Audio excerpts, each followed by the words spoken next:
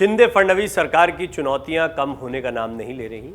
आपसी मैनेजमेंट तो एक चुनौती है ही, साथ ही साथ विपक्ष भी लगातार एक के बाद एक बड़े मुद्दों को उठाता जा रहा है। एकनाथ शिंदे और देवेंद्र फडणवीस की सरकार को नाकाम कहते हैं उद्धव ठाकरे और विपक्ष, खासतौर पर महाविकास आघाड़ी के तमाम घटक दल, और कहते हैं कि नाकामियों के खिलाफ आगामी 17 दिसंबर को मुंबई में संयुक्त मोर्चा निकाला जाएगा। विपक्ष का यह संयुक्त मोर्चा अब 17 दिसंबर को निकल रहा है। इसको महाराष्ट्र सरकार शिंदे फडणवीस सरकार की नाकामियों के खिलाफ निकाला जा रहा है।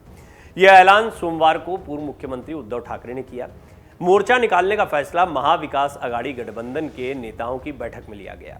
यह बैठक राज्य विधानमंडल के आगामी शीतकालीन अधिवेशन के लिए विपक्ष की रणनीति बनाने के लिए बुलाई गई थी। बैठक के बाद एमवीए के नेताओं ने एक प्रेस कॉन्फ्रेंस की, जिसमें बताया गया कि मोर्चा भाईखला स्थित जीजा माता उद्यान से आज़ाद मैदान तक निकाला जाएगा। प्रेस कॉन्फ्रेंस को उद्धव ठाकरे, एनसीपी नेता और विधानसभा में नेता प्रतिपक्ष अजीत पवार और कांग्रेस विधायक दल के नेता बाला साहेब थोरात ने भी संबोधित किया। उद्धव ठाकरे ने कहा कि राज्यपाल और बीजेपी के नेताओं द्वारा छत्रपति शिवाजी महाराज का लगातार अपमान किया जा रहा है। कर्नाटक द्वारा सीमावर्ती गांवों पर दावा किया जा रहा है और महाराष्ट्र से उद्योग दूसरे राज्यों में जा रहे हैं।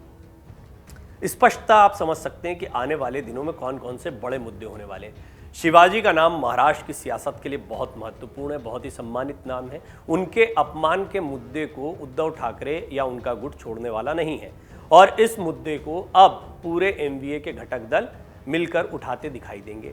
इसके अलावा उद्योगों के बाहर जाने के मुद्दे को अभी आदित्य ठाकरे ने खुलासे की बात कही थी, सबूत रखने की बात कही थी। ये सारी चीज़ें इस ओर इशारा कर रही हैं कि आगामी चुनाव में भी ये कुछ बड़े मुद्दे हैं जो शिंदे और फडणवीस सरकार के खिलाफ उठाए जाएंगे। इससे महाराष्ट्र की अस्मिता पर खतरा पैदा हो गया है। शिवाजी के अपमान से ये बात भी कही गई है इस प्रेस कॉन्फ्रेंस में। उद्धव ठाकरे ने कहा कि इस अवैध सरकार के कारण राज्य की छवि धूमिल हो रही है। उन्होंने कहा कि राज्यपाल ने हाल ही में छत्रपति शिवाजी महाराज और ज्योतिबा फुले और सावित्रीबाई फुले के बारे में जो टिप्पणियां की, उससे महाराष्ट्र के महापुरुषों की प्रतिष्ठा को ठेस पहुंची है। गुजरात में चुनाव जीतने के लिए महाराष्ट्र से उद्योगों को छीनकर गुजरात भेजा गया। उन्होंने सवाल उठाया कि अगले साल कर्नाटक में चुनाव है तो क्या अब महाराष्ट्र के गांवों को तोड़कर कर्नाटक को दे दिया जाएगा। उद्धव ठाकरे ने महाराष्ट्र की आम जनता, सामाजिक संगठनों और सिविल सोसाइटी से 17 दिसंबर के मोर्चे में शामिल होने की अपील की है।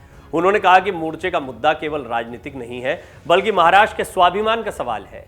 वहीं अजीत पवार ने कहा कि 8 दिसंबर को एमवीए नेताओं की एक और बैठक होगी। उन्होंने कहा कि 17 दिसंबर से पहले अगर राज्यपाल को हटा भी दिया जाता है तो ये मोर्चा निकाला जाएगा, फिर भी निकाला जाएगा। उन्होंने कहा कि महाराष्ट्र आज तक किसी के सामने झुका नहीं है। कुल मिलाकर एमवीए सरकार को घेरने के लिए ये पूरी योजना तैयार कर रहा है। अब हम आपको बताते हैं कि आखिर महाविकास आघाड़ी ने इस तरह से घेरने का प्लान क्यों बनाया। इस प्लान के पीछे शरद पवार का दिमाग भी बताया जा रहा है। जैसा सबको पता है कि महाराष्ट्र में शिवाजी महाराज के नाम पर हालिया वक्त में भारतीय जनता पार्टी ने विपक्षी पार्टियों को घेरने में कोई परहेज नहीं किया था और इसके जरिए भारतीय जनता पार्टी खुद का जनाधार मजबूत करने का प्रयास कर रही थी।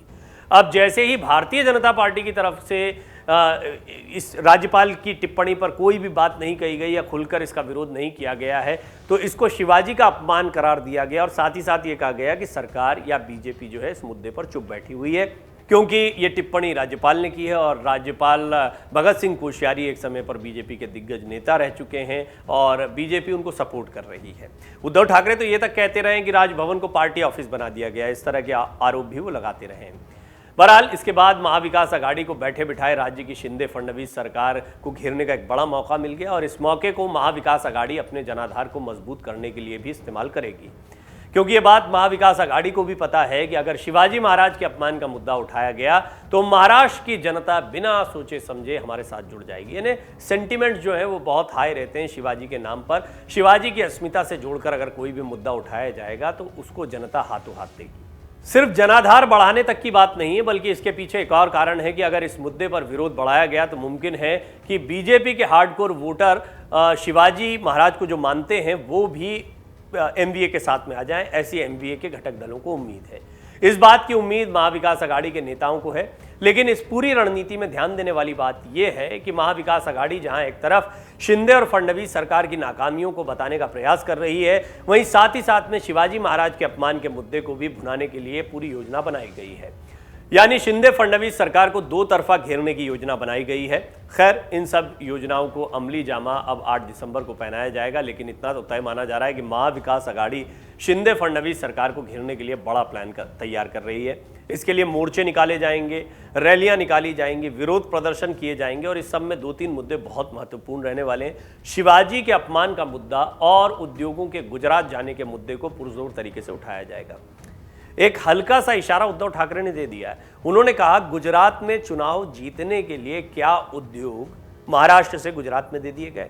अब इस बात को भुनाया जाएगा, क्योंकि एग्जिट पोल इस ओर इशारा कर रहे हैं कि बीजेपी न सिर्फ जीत हासिल कर रही है बल्कि एक ऐतिहासिक जीत हो सकती है। हालांकि अभी नतीजों का इंतजार है, लेकिन इस सब के बीच में महाविकास आघाड़ी और खासतौर पर उद्धव ठाकरे ये बात पुरजोर तरीके से कह रहे हैं कि गुजरात में चुनाव जीतने के लिए यहाँ के बड़े प्रोजेक्ट्स जो हैं वो गुजरात को दे दिए गए। गुजरात में अगर बीजेपी चुनाव जीत भी जाती है तो उसकी जीत को इस तरीके से विपक्ष अपने पक्ष में भुनाएगा कि अब फायदा हुआ, बड़े बड़े प्रोजेक्ट्स को गुजरात में भेजने का फायदा हुआ, यानी ये एक स्ट्रैटेजी थी। अब मुद्दा सीमा विवाद का भी उठाया जा रहा है। जो तीसरा बहुत बड़ा मुद्दा है इस वक्त एनडीए के पास में, वो कर्नाटक और महाराष्ट्र का सीमा विवाद है। ये विवाद लगातार गहराता जा रहा है। इस विवाद में बाकायदा अगर हम शिंदे सरकार की बात करें तो उनकी तरफ से भी 2 मंत्रियों की एक कमेटी बनाई गई है। प्रधानमंत्री मोदी से मुलाकात की बात कही गई है। वसुंधरा बोम्मई और देवेंद्र फडणवीस के बीच में जिस तरह से वाद विवाद देखने को मिला है, ट्विटर जंग देखने को मिली। हालांकि हमने देखा शुरुआती कुछ कमेंट्स के बाद में दोनों ने ही अपना संयम बरता है और इसकी बहुत बड़ी वजह कहीं ना कहीं केंद्र का हस्तक्षेप हो सकता है। इससे पहले केंद्र इस मुद्दे पर नहीं बोल रहा था। दोनों राज्यों में बीजेपी की सरकार है, एक में बीजेपी समर्थित सरकार है, लिहाजा आपस में बीजेपी की टकराहट देखने को मिल रही थी। कर्नाटक इसलिए महत्वपूर्ण है, अगले साल की शुरुआत में ही यहां पर चुनाव होने हैं। ऐसे में यह बीजेपी के गले की फांस भी बन सकता है ये मुद्दा। अब एमवीए या उद्धव ठाकरे गुट और उनके सहयोगी एनसीपी और कांग्रेस मिलकर इन तीनों बड़े मुद्दों को अलग अलग मोर्चों के माध्यम से उठाएंगे और शिंदे फडणवीस सरकार को घेरने का पुरजोर प्रयास करेंगे।